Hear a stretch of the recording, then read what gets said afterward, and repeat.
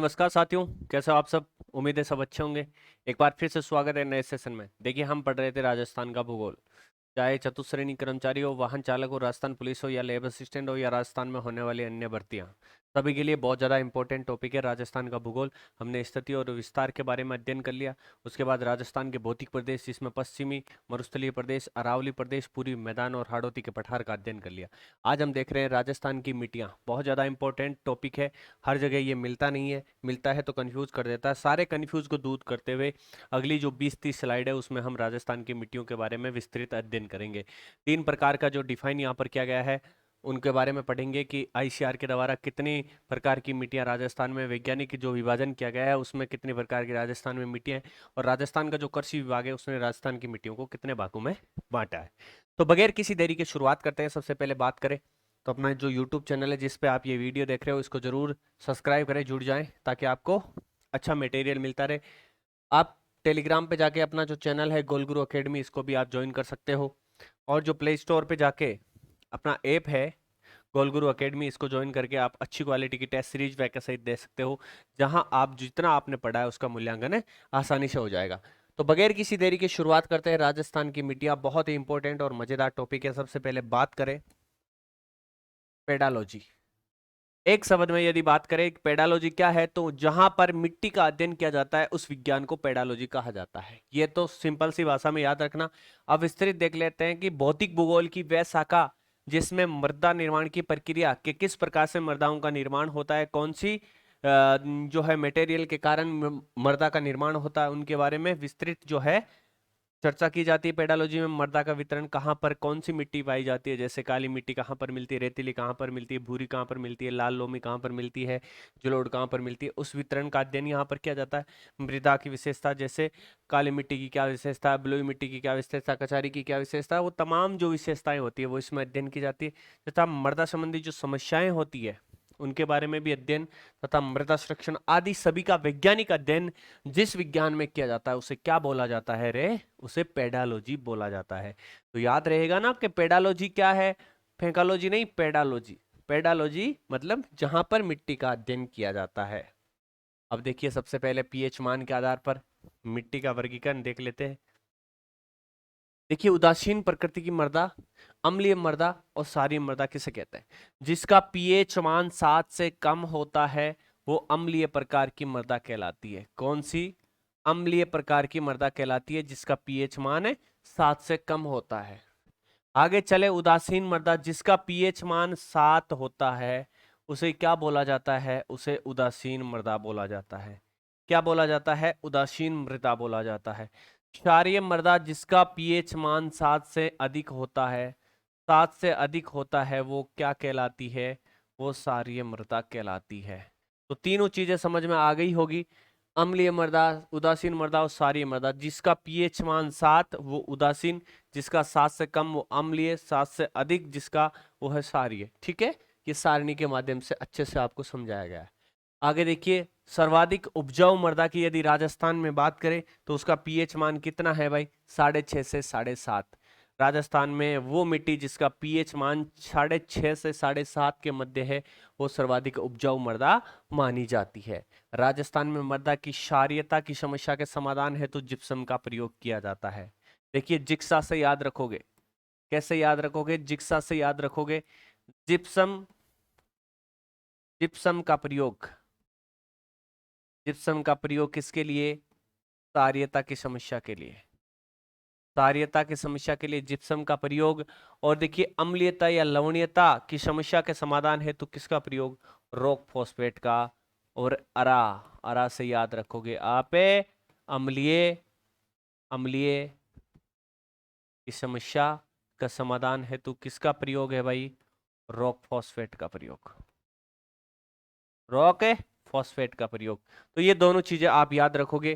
क्षारीय मृदा के निवारण हेतु जिप्सम का प्रयोग, अम्लीय के लिए किसका प्रयोग? रॉक फॉस्फेट का प्रयोग। आगे चलते हैं, मृदा का वर्गीकरण। मृदा के वर्गीकरण की बात करें तो 3 प्रकार का वर्गीकरण हम देखेंगे। एक तो ICR, Indian council agriculture of research की बात करें तो इन्होंने कितने प्रकार बताए? 8 प्रकार बताए। आठों का हम अध्ययन करेंगे। बलुई मिट्टी, भूरी बलुई, सारी जो है लवणीय है वो सारी, लाल लोमी, काली, सब अध्ययन करेंगे इसमें। मृदा का वैज्ञानिक वर्गीकरण में हम 5 प्रकार देखेंगे। कितने प्रकार? 5 प्रकार देखेंगे। एरिडीसोल्स, एंटीसोल्स, इंसेप्टी, वर्टी, एल्फी, सारे देखेंगे। राज्य कृषि विभाग के अकॉर्डिंग कितनी 14 प्रकार की मिट्टियां राजस्थान में बताई गई, ये तीनों का हम अध्ययन करेंगे। आईसीआर का जो मुख्यालय है वो कहाँ पर है आपके? वो दिल्ली में है। कहाँ पर है? दिल्ली में है। राज्य कृषि विभाग का यदि मुख्यालय की बात करें तो कहाँ पर है? जयपुर में। ठीक है, ये दोनों भी याद रखना। आगे चलते हैं। सामान्य आधार पर राजस्थान की मिट्टियों का अध्ययन। देखिए ये पीपीटी मोड इस कारण है क्योंकि कम समय में अधिक मैटर दिया जा सकता है। आप कोई पहली, दूसरी, तीसरी, चौथी कक्षा के बच्चे तो हो नहीं जिसको एक एक शब्द लिख के बताएं, क्योंकि लिख के बताएंगे तो मिट्टी का टॉपिक कितने घंटे में? 4 घंटे में कंप्लीट होगा।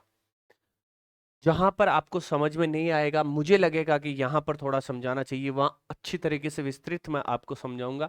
बाकी सारी जो पीपीटी फॉर्मेट में इतने अच्छे नोट्स के रूप में आप लोगों के सामने प्रस्तुत किए गए हैं और समझाया गया है कि कुछ भी आप भूलोगे नहीं। सारे के सारे जो मैटर यदि इस टॉपिक से संबंधित एग्जाम में आएंगे तो यहीं से पूछे जाएंगे। बाकी आपको पीडीएफ वैसे भी उपलब्ध करवा दी जाएगी। तो सामान्य आधार पर राजस्थान की मिट्टियों के अध्ययन की बात करें तो पहला कौन सा है? ब्लू या रेतीली मृदा। एक ही चीज याद रखना है, ये कैसी शुष्क मिट्टी होती है? प्यासी मिट्टी होती है। क्यों होती है? क्योंकि इसमें जल धारण की क्षमता नगण्य होती है। जल धारण करने की इसमें क्षमता नहीं होती। मिट्टी के कण कैसे होते हैं? मोटे होते हैं। विस्तार, पश्चिमी शुष्क मरुस्थल की बात करें तो जैसलमेर, बीकानेर, बाड़मेर, फलोदी और जोधपुर में इसका विस्तार मिलता है। जैसलमेर, बीकानेर, फलोदी, जोधपुर और बाड़मेर में इसका विस्तार मिलता है। और देखिए ये कैसी मिट्टी है? शुष्क मिट्टी है, प्यासी मिट्टी है। और कण कैसे होते हैं भाई?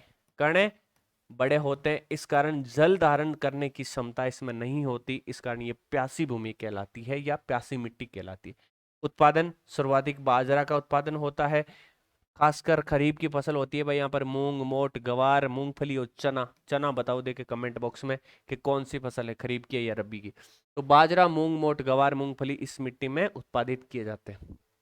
इस मिट्टी की विशेषता, कण मोटे होते हैं, बार बार सिंचाई की आवश्यकता होती है। क्यों होती है? जल धारण की क्षमता नहीं होती, कण मोटे होते हैं। और आप देखा ना चावले ऐसा दिखे ना अपन रेतीली मिट्टी में बाई मिट्टी है, बार बार सिंचाई की आवश्यकता पड़े, ई वास्ते इनका ही क्या प्यासी मिट्टी बोली जाए भाई। इस मिट्टी में कैल्शियम सर्वाधिक मिलता है। राजस्थान में सर्वाधिक विस्तार इसी मिट्टी का है। सर्वाधिक कैल्शियम मिलता है और सर्वाधिक विस्तार इसी मिट्टी का राजस्थान में मिलता है। आगे देखिए भूरी रेतीली मिट्टी एक बेल्ट के रूप में मिलती है। जालोर, पाली, नागौर, अजमेर, ब्यावर, टोंक, सीकर और झुंझुनू। इस तरीके से राजस्थान में अरावली के पास में एक पट्टी के रूप में ये मिलती है। जालोर और पाली की यदि बात करें तो जालोर में लवणीय मिट्टी प्रमुखता से मिलती है। नागौर, अजमेर, ब्यावर, टोंक और सीकर इस वाले पार्ट में ये जो मिट्टी है मुख्य तौर पे आपको मिलती है। एग्जाम में सवाल भी आता है। इस मिट्टी में मुख्यतः क्या मिलता है भाई? फास्फोट की अधिकता मिलती है, फॉस्फेट की अधिकता मिलती है। कैल्शियम बलुई मिट्टी में देगा, फॉस्फेट भूरी रेतीली मिट्टी में, जो कि एक बेल्ट के रूप में इन जिलों में आपको मिलेगी। आगे बात करा तो लवणीय मिट्टी, पहली में कैल्शियम, दूसरी में फॉस्फेट और तीसरी में आगे हम अभी देखेंगे कि क्या मिलता है।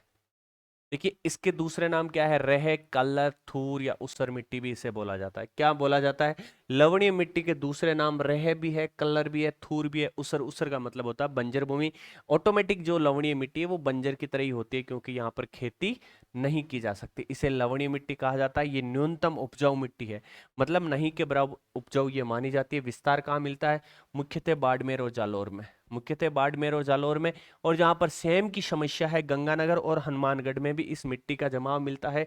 बीकानेर के कुछ भाग और जहां पर आप देखते हो डीडवाना, कुचामन, खारे पानी की खूब सारी जिले, इस क्षेत्र में भी लवणीय मिट्टी का जमाव मिलता है। बालोतरा और नागौर के कुछ भाग में भी जो है लवणीय मिट्टी का जमाव मिलता है। इस वाले क्षेत्र में बाड़मेर, जालोर, गंगानगर, हनुमानगढ़, बीकानेर, डीडवाना, कुचामन, बालोतरा और नागौर के कुछ भाग में लवणीय मिट्टी जिसमें जो है उपजाऊपन बहुत कम होता है। आगे देखिए जलोढ़ मिट्टी। जलोढ़ मिट्टी की बात करें तो देखिए सर्वाधिक उपजाऊ मिट्टी है। कैसी मिट्टी है? उपजाऊ मिट्टी है ये। कछारी मिट्टी भी इसे बोलते हैं, दोमट भी बोलते हैं या डेल्टाई मिट्टी भी बोलते हैं। डेल्टाई मिट्टी इसलिए बोलते हैं, नदियां अपने आखिरी अवस्था में जब डेल्टा का निर्माण करती है तो इस प्रकार की मिट्टी का निक्षेपण करती है। तो डेल्टाई, कछारी, दोमट और जलोढ़ एक ही नाम है। निर्माण, इसका निर्माण जो है नदियों के द्वारा जमा किए गए अवसादों के कारण होता है। मैंने बता दिया अपने डेल्टा क्षेत्र में नदियां जब अवसादों का निर्माण करती है, जमाव करती है, तो इस मिट्टी का निर्माण होता है। विस्तार की बात करें तो पूर्वी राजस्थान में अलवर, भरतपुर, जो नया जिला है, डिग, खेरतल, तिजारा, कोटपुतली, बहरोड, करौली, धौलपुर, सवाई माधोपुर, जयपुर और दौसा। जो बात करें ये अपना जो राजस्थान है, ये अपना जो राजस्थान है, यहाँ पर देखिए रेतुली, बलुई मिट्टी मिलती है यहाँ पर, और यहाँ पर जो लवणीय मिट्टी है, ये वाला जो बेल्ट है, यहाँ पर कौन सी मिट्टी मिली है, भूरी रेतीली मिट्टी मिलती है। और ये वाला जो पार्ट है, ये वाला जो पार्ट है, इसमें जलोढ़ मिट्टी का जमाव मिलता है। अलवर, भरतपुर, डिग, खेरतल, तिजारा, कोटपुतली, बहरोड, करौली, धौलपुर, सवाई माधोपुर, जयपुर और दौसा में। इसमें देखिए जलोढ़ मिट्टी है तो सर्वाधिक उत्पादन गेहूं का होता है, सरसों का होता है। सरसों आपको पता ही है, पूर्वी राजस्थान में सर्वाधिक सरसों का उत्पादन किया जाता है। इसी कारण सरसों अनुसंधान केंद्र जो है सैबर भरतपुर में है। राई भी, जो और बाजरा जो कि खरीफ की फसल है, जो आपके अलवर और जयपुर में खूब उत्पादित किया जाता है। तो गेहूं, सरसों, राई, जो, बाजरा इस क्षेत्र में कृषि की जाती है। विशेषता क्या है, इस मिट्टी में देखिए पोटास की मात्रा, अरे आप क्या पोटाली खाद है, पोटाली खाद वह जब कहीं में उपजाऊपन ज्यादा है, तो वैसे याद रखना जलोढ़ में सर्वाधिक उपजाऊपन होता है और पोटास की मात्रा जो है सर्वाधिक मिलती है। तो हमने देखा बलुई मिट्टी में जो है कैल्शियम की मात्रा अधिक मिलती है, और उसके बाद में फॉस्फेट की मात्रा भूरी बलुई मिट्टी, भूरी रेतीली उसमें मिलती है, और उसके बाद देखा जलोढ़ में पोटास की मात्रा अधिक मिलती है। आगे चलिए देख लीजिए एक बार, रेतीली मिट्टी में, रेतीली में क्या, कैल्शियम, भूरी रेतीली में फॉस्फेट, और इसमें अपनी जो है जलोढ़ में पोटास। इस तरीके से आप साथ साथ में देखते जाओगे तो भूलोगे नहीं चीजों को। अब देखिए अगला है लाल चिकनी या रेड लोमी मिट्टी। कैसी मिट्टी, रेड लोमी मिट्टी। इसका विस्तार बांसवाड़ा, डूंगरपुर, प्रतापगढ़ और दक्षिणी उदयपुर, जो अपना ये दक्षिणी राजस्थान है, इस वाले पार्ट में इस प्रकार की जो मिट्टी है ये आपके मिलती है। इस प्रकार की मिट्टी इस वाले क्षेत्र में मिलती है, बांसवाड़ा, डूंगरपुर, प्रतापगढ़ और दक्षिणी उदयपुर। यहाँ पर देखिए मक्का, चावल और गन्ना। यदि बात करें दक्षिणी राजस्थान में तो सर्वाधिक जो फसल का उत्पादन किया जाता है वो है मक्का। तो मक्का, चावल और गन्ना इस वाले क्षेत्र में उत्पादित किए जाते हैं। इस मिट्टी का रंग लाल होने का प्रमुख जो कारण क्या है, वो है लोह ऑक्साइड। तो आपको कोई पूछे कि रेड लोमी या लाल लोमी मिट्टी में जो लाल रंग है वो किस कारण होता है, लोह ऑक्साइड की मात्रा के कारण होता है। आगे चलिए, काली मिट्टी। काली मिट्टी उपनाम इसे कपासी मिट्टी भी कहा जाता है, क्योंकि कपास की खेती के लिए सर्वाधिक उपयुक्त यदि कोई मिट्टी मानी जाती है तो वो है काली मिट्टी। इसी कारण इस काली मिट्टी को कपासी मिट्टी कहा जाता है। ये ज्वालामुखी उद्गार निर्मित मिट्टी है, इस कारण इसे ज्वालामुखी मिट्टी भी कहा जाता है। इसे रेगूर मृदा भी कहा जाता है, स्वतः जुताई वाली मृदा भी कहा जाता है, क्योंकि ये जब इसमें पानी की मात्रा अधिक होती है तो बहुत ज्यादा चिपचिपी होती है, जैसे ही सूखती है तो एकदम पत्थर जैसी कठोर हो जाती है। इस कारण इसे स्वतः जुताई वाली मिट्टी भी कहा जाता है, इसे चरनोजम मिट्टी भी कहा जाता है। तो ये सारे नाम एक ही एक इसके है, काली मिट्टी के है, जो सर्वाधिक कपास की खेती के लिए उपयुक्त मानी जाती है। इसका क्षेत्र याद ही इतना ही रखना है, हाड़ौती क्षेत्र में इस प्रकार की मिट्टी मिलती है। उत्पादन कपास होती है यहाँ पर, मसाले और सोयाबीन आपको पता है, जो दक्षिणी पूर्वी राजस्थान का हाड़ौती प्रदेश है वो मसालों के लिए जाना जाता है। सोयाबीन जहां पर बात करें तो मध्य प्रदेश इसमें प्रथम स्थान रखता है। तो मध्य प्रदेश से जो सटीक जो स्थान है, मालवा का उत्तरी प्रदेश जो राजस्थान का हाड़ौती प्रदेश कहलाता है, इसमें सोयाबीन और मसाले व कपास की खेती उपयुक्त मात्रा में की जाती है। इस मिट्टी की जल धारण क्षमता सर्वाधिक होती है। हमने रेतीली बलुई का बात करी तो उसकी जल धारण क्षमता बहुत कम होती है, इसकी अधिक होती है। ये इसकी उल्टी है, उसमें कण बड़े होते हैं और इसमें देखिए सिंचाई, लंबे समय से सिंचाई की जरूरत नहीं पड़ती। रेतीली बलुई में जल्दी जल्दी सिंचाई की जरूरत पड़ती है, उसके कण मोटे होते हैं, इसके छोटे होते हैं, और इसमें देखिए जो जल धारण की क्षमता है वो अधिक होती है, रेतीली बलुई में कम होती है, सिंचाई की आवश्यकता नहीं होती। एक बार देख लेते हैं, रेतीली बलुई और काली मिट्टी, बात करें दोनों की जल धारण क्षमता, जल धारण क्षमता कम, इसमें अधिक, सिंचाई की अधिक आवश्यकता, सिंचाई की अधिक आवश्यकता,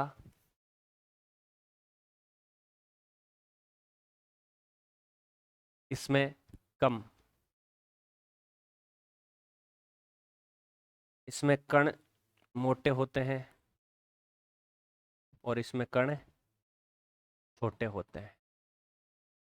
ठीक है भाई, ये चीजें हैं।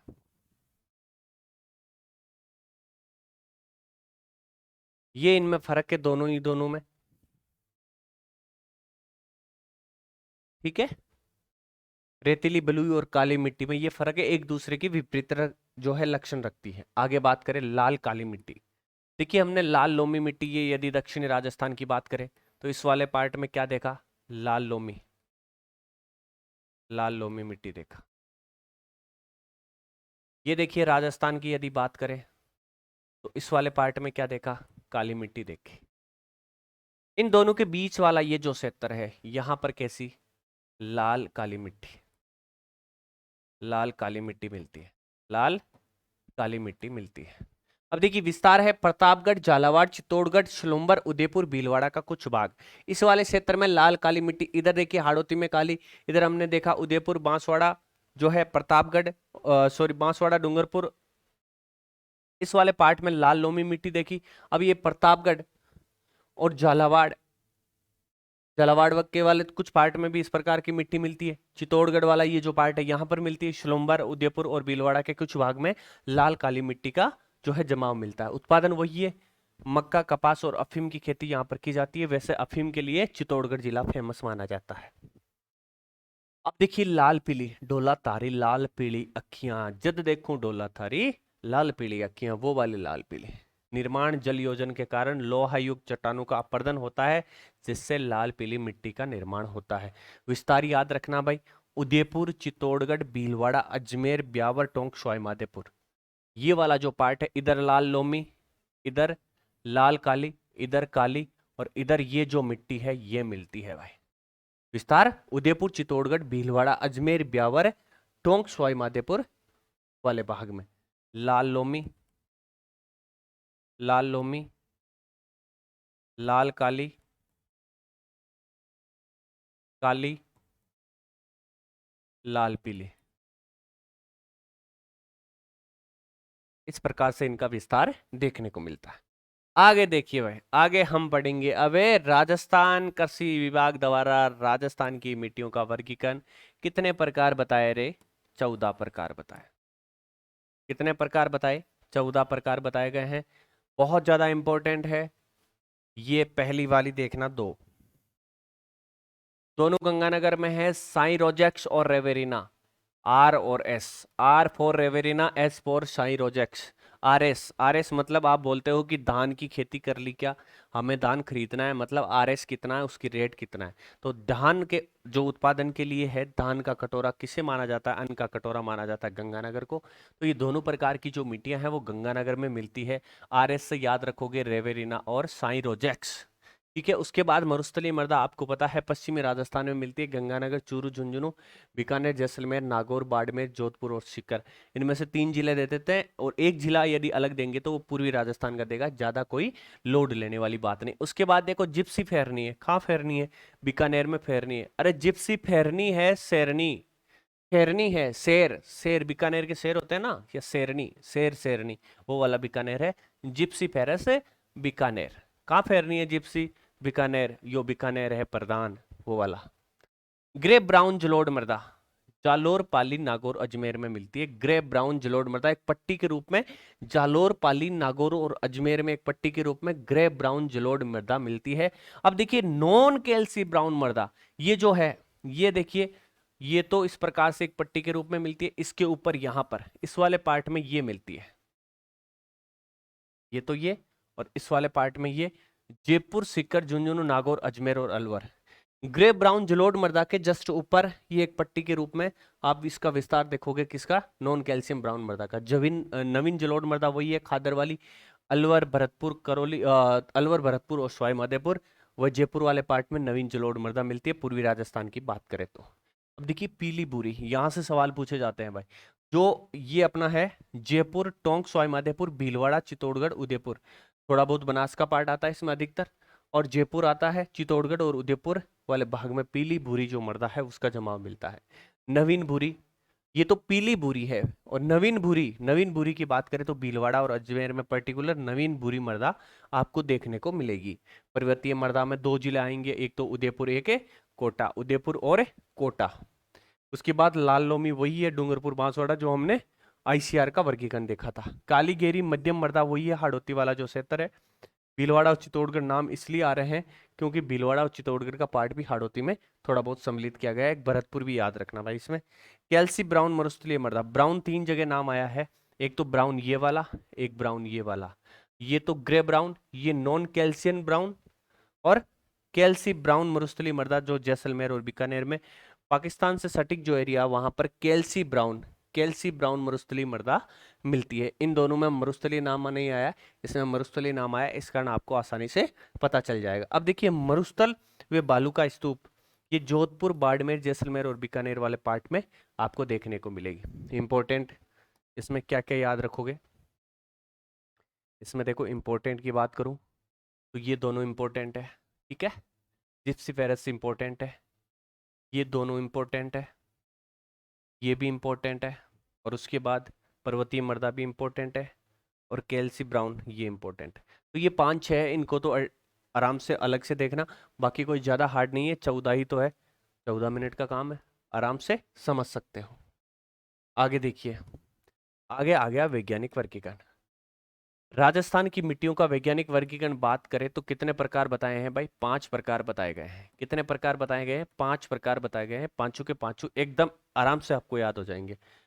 समस्या क्या होती है? समस्या होती है एरिडोसोल्स और एंटीसोल्स। बात करूं 2022 लेब असिस्टेंट भर्ती की, तो उसमें एरिडोसोल्स सबसे पश्चिम में माना है, और मैंने इस सवाल में रीट भी लगाई थी और मेरा वो सवाल सही हुआ था। तो मैं तो उसी आधार पे पढ़ाऊंगा कि ये एरिडोसोल्स जो है सबसे पश्चिम में मिलती है, एंटीसोल्स है जो अरावली के पश्चिम है वहां उस वाले पार्ट में मिलती है। तो देखिए एरिडोसोल्स, एरिड का मतलब ही शुष्क होता है, तो शुष्क है तो सर्वाधिक शुष्क तो इधर वाला पार्ट ही होगा ना। तो एरिडोसोल्स, एंटीसोल्स, इंसेप्टिसोल्स, एल्पिसोल्स, वर्टिसोल्स कैसे याद रखोगे? एक बार जो एरिया है वो किस तरीके से याद रखना, एरिडोसोल्स, ठीक है, सबसे शुष्क वाली आ गई।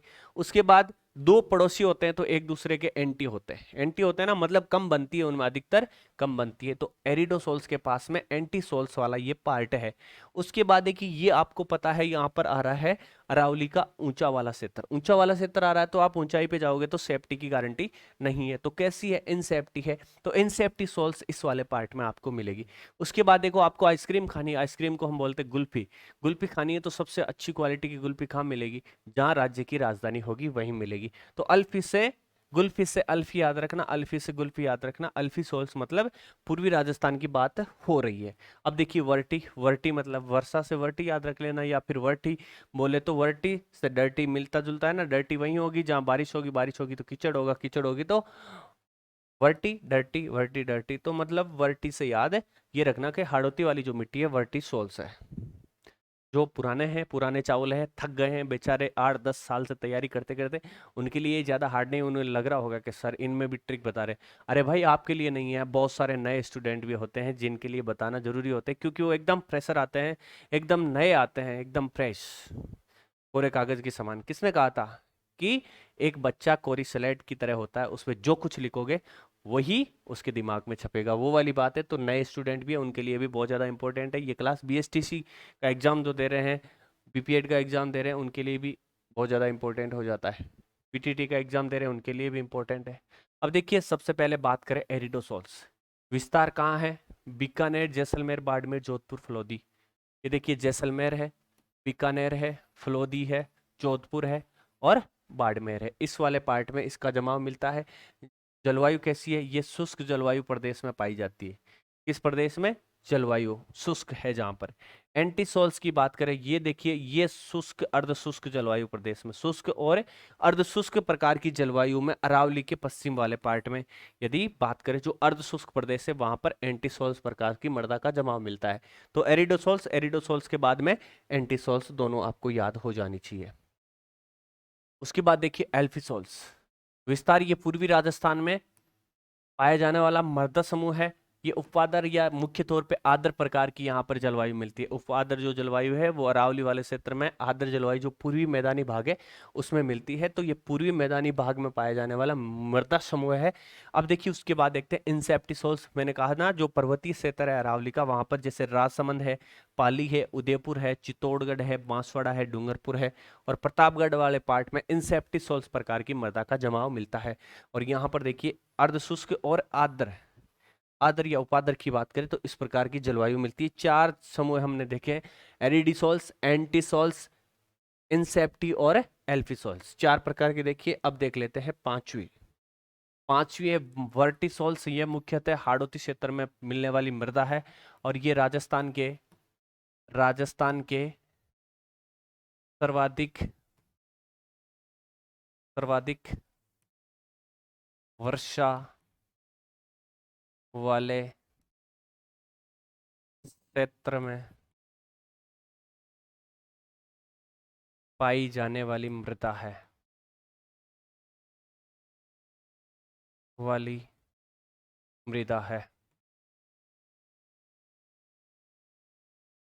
ठीक है भाई।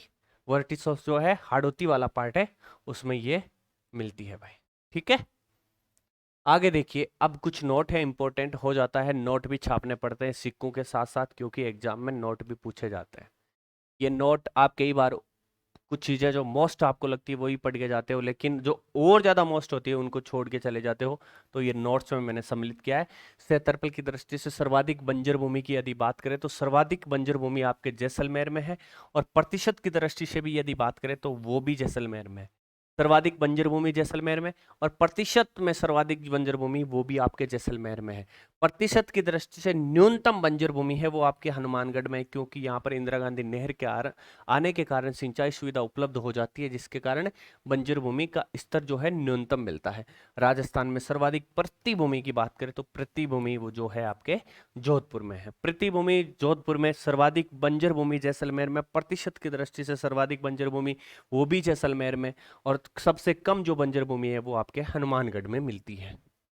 आगे देखिए मृदा अपरदन, जिससे मृदा की रेंगती हुई मृत्यु के नाम से जाना जाता है।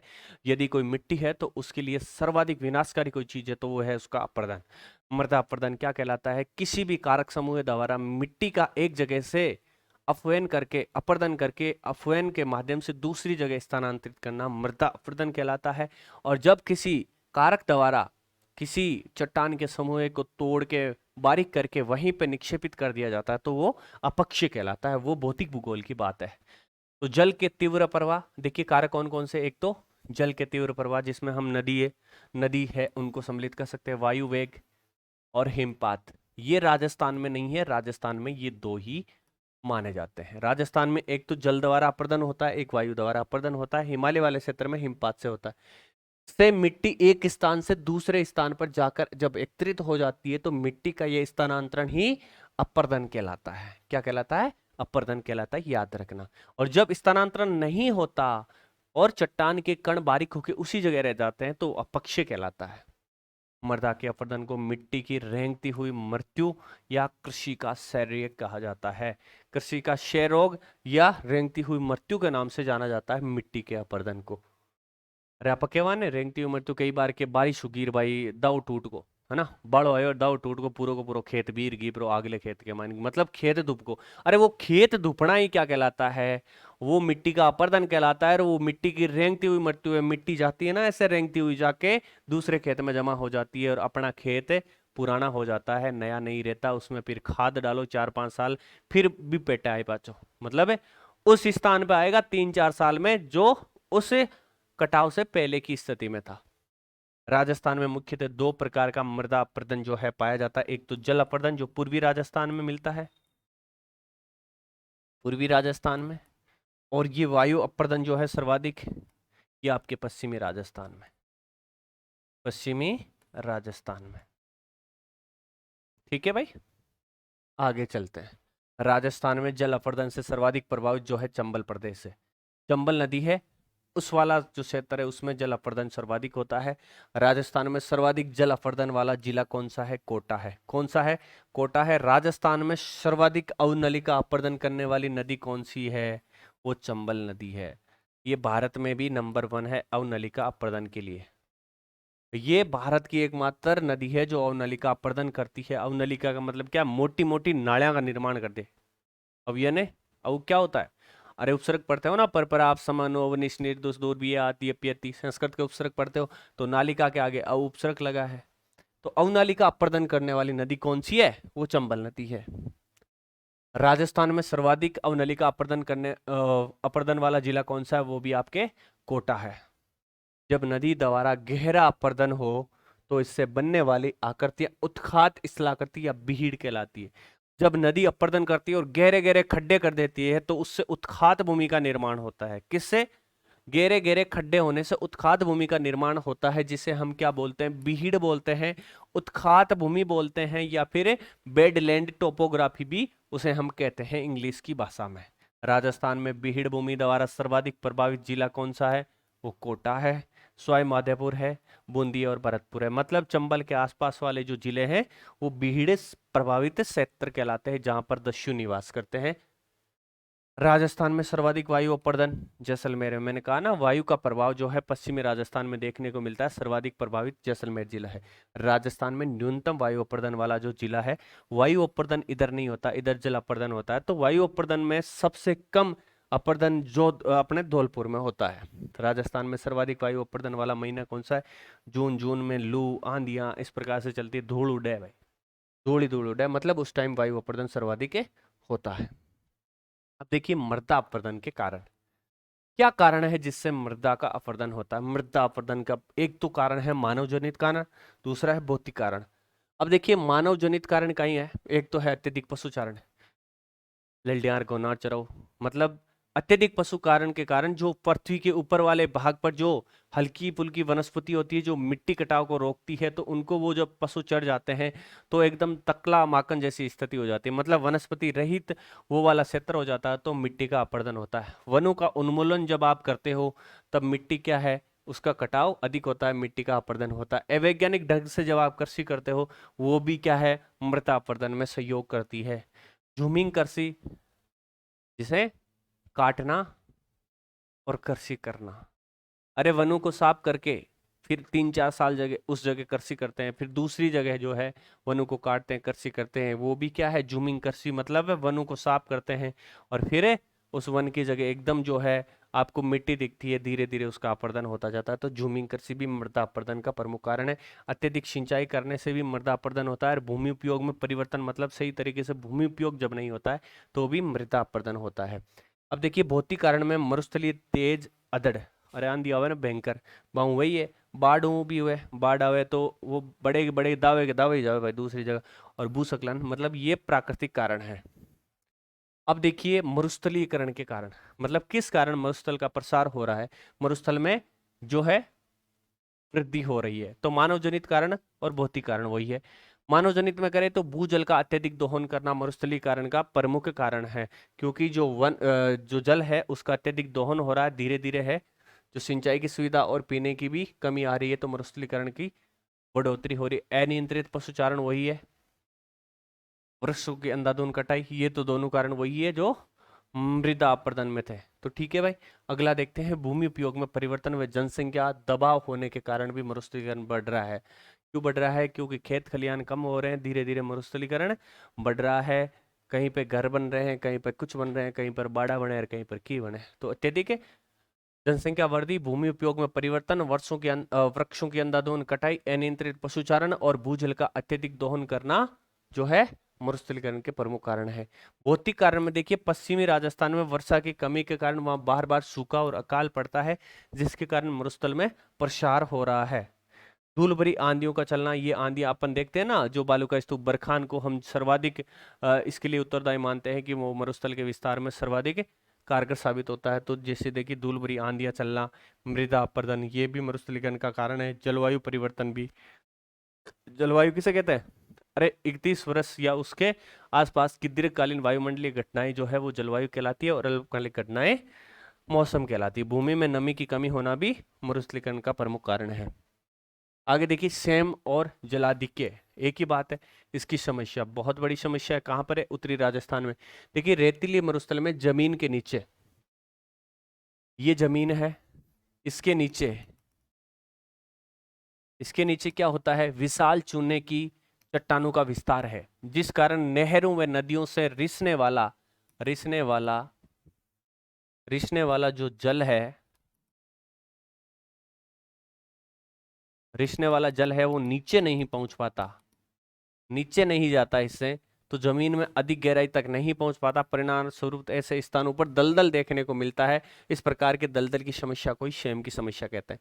ये कैसे तो है भाई, यहाँ पर देखिए चूने की चट्टानें, इनके नीचे ये पानी नहीं जा पाता और ये यहाँ पर एक कीचड़ के रूप में जम जाता है, वही शैम की समस्या मानी जाती है। शैम की समस्या सर्वाधिक कहां पर है, इंदिरा गांधी जो नहरी क्षेत्र है या गंगनेर सिंचित जो नहरी क्षेत्र है, जैसे गंगानगर, हनुमानगढ़ और बीकानेर, इस वाले पार्ट में शैम की समस्या सर्वाधिक देखने को मिलती है। या सामान्य शब्दों में कहें तो उत्तरी राजस्थान के गंगानगर, हनुमानगढ़ और बीकानेर में शैम की समस्या सर्वाधिक देखने को मिलती है।